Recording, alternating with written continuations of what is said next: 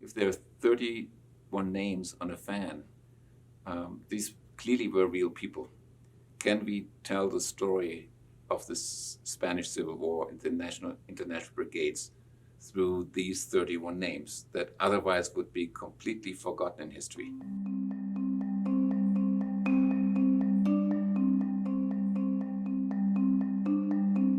It would be awesome to show not only Americans, but other countries what happened, because this isn't a part of history that is talked about very often. It's 3 years worth of time, but in the whole long run of history, especially where it fell in history, it makes sense that it's forgotten. But if collectively this project could show people those 3 years worth of time, could change how we view what happened and the way that we approached World War II, World War I, and the way our society works today. Okay, Spain had been ruled by a monarchy for a long time. In 1931, there was a shift from the monarchy to a republic. And that republic lasted 5 years, from 31 to 36. And this is in the middle of the global depression, so it was really very hard for a democratic system to establish itself for the first time in a country that was suffering through the ravages of the depression. So there was a lot of instability, the left, the right. So in 1936, there had been just elections in Spain, as it was part of the political landscape. And the left won the elections for a narrow margin. And the people, more conservative, the right, the military, were not happy with that situation. So there was a military uprising, which had happened in Spain throughout its long history. But what happened this time, it was the people responded to the military. So what was supposed to be a relatively easy military uprising, get the capital city of Madrid, and just move on, ended up being a civil war, because a lot of people didn't agree with having the military decide their political future. And so the war lasted 3 years, from 36 to 39. They kind of forgot how important those 3 years were for these anti-democratic dictatorial forces that were a training ground for the German army. And they used that training they got in Spain to use in World War II. The 3 years in Spain kind of were sidelined or in the shadow of the Holocaust, in the shadow of World War II, and to realize that this was really the preamble to what was happening. The Spanish Republic initially had thought that all the democracies in Europe and the United States will come to its aid.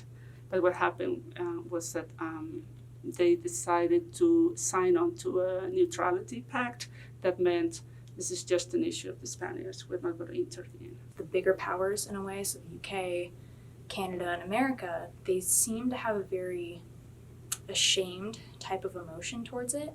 What would have happened if it would have been taken more seriously, or there would have been action in it? On the side of General Franco, who was the leader of the uprising, some people were intervening. Mussolini in Italy, Hitler in Germany. So it soon became an international event. A number of people all over the world decided, even if my government is not going to help the Spanish Republic, I myself, I'm going to go and fight. So that was the germ of the International Brigades. Through the Communist Party, a number of people, some of them were already party members, many people were not, but through them, they came from all over the world. It's estimated maybe around 40,000 people in all. Around 3,500 of them from the United States. And they just went to Spain and fought against the wishes of their own governments. You know, at the heart of the Spanish Civil War, there is the tragedy that, the International Brigade did not succeed.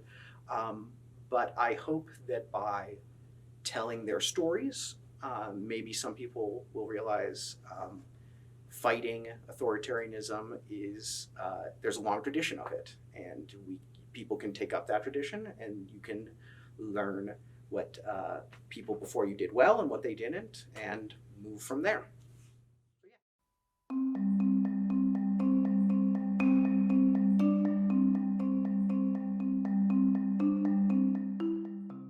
My name is Bernd Heber, and I think I'm the culprit of all of this because it started with me, with my family history. So I was born in East Berlin in the 60s. And the whole story of this started actually with a visit. I was living in East Berlin with my family. A visit by my great uncle and great aunt. They left these artifacts with us. And I remember as a young boy, I was playing with these artifacts all the time. I had no idea what they meant and the connection to anything.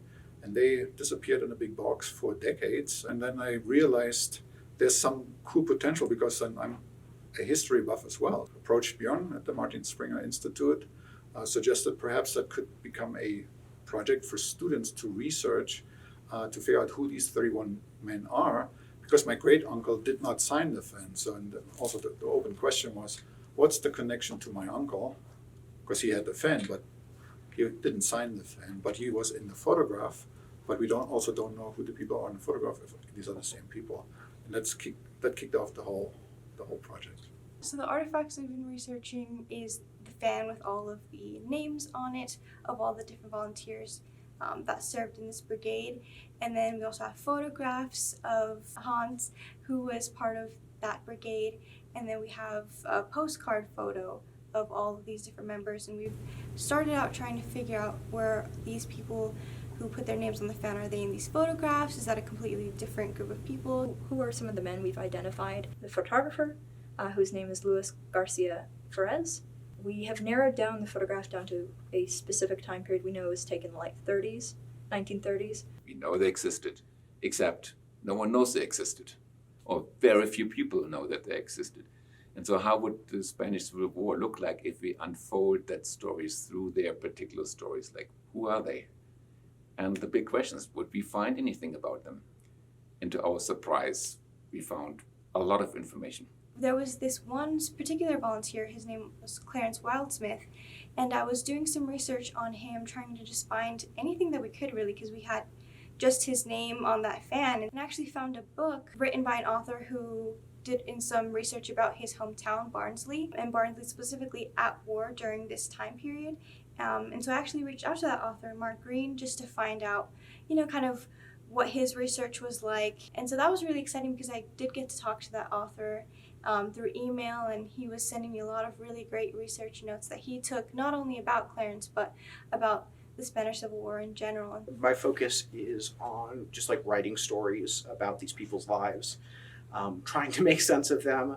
The most recent I wrote about was Peter Reed, who had a fascinating life because unlike almost everyone else who signed the fan, he wrote that he became interested in leftist movements when he was in Spain, and he joined the Communist Party like 2 months before Madrid fell. So it was interesting trying to explain why would some guy from Texas who wasn't very connected to like communist movements or anything decide to go to Spain.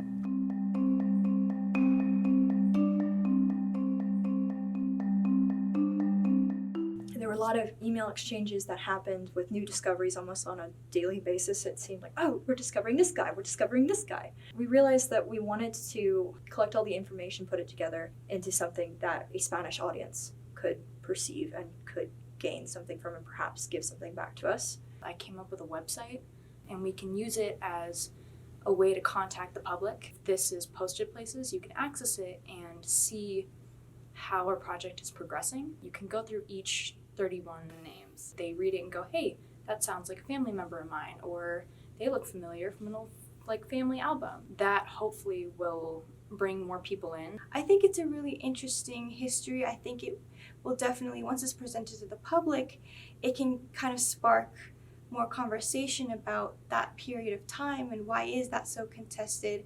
Talking about fascism in general, how can we fight that in modern times in our own lives?